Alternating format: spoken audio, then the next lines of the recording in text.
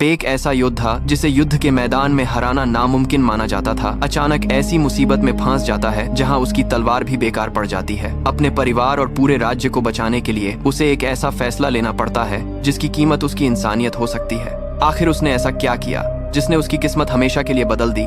Movie की शुरुआत होती है और हम कुछ सैनिकों को अपने विशाल महल की निगरानी करते हुए देखते हैं। इन्हीं के बीच एक योद्धा होता है जिसका नाम डैन है। लोग उसे जल्लादों का बादशाह कहते हैं क्योंकि युद्ध के मैदान में उसके सामने टिक पाना लगभग नामुमकिन था।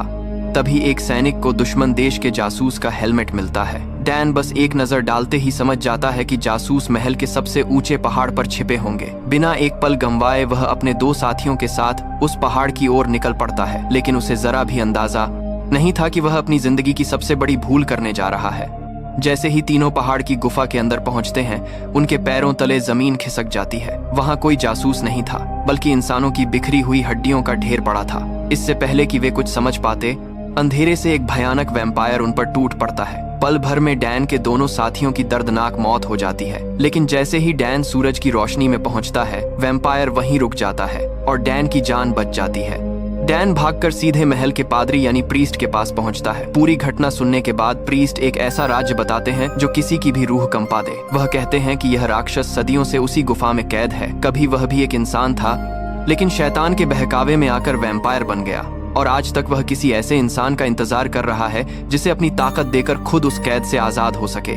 सीन बदलता है और महल में जश्न का माहौल दिखाई देता है। तभी तुर्की के सैनिक वहां पहुंचते हैं। हर साल की तरह वे सोने चांदी का कर लेने आए थे ताकि उनकी सेना इस राज्य पर हमला न करे, लेकिन इस बार उनकी मांग पहले से कहीं ज्यादा खतरनाक थी। इसके बाद वो कहते हैं कि उन्हें अपनी सेना के लिए 1000 बच्चे चाहिए। डैन साफ इनकार कर देता है और कहता है कि वह खुद उनके बादशाह मोहम्मद से बात करेगा।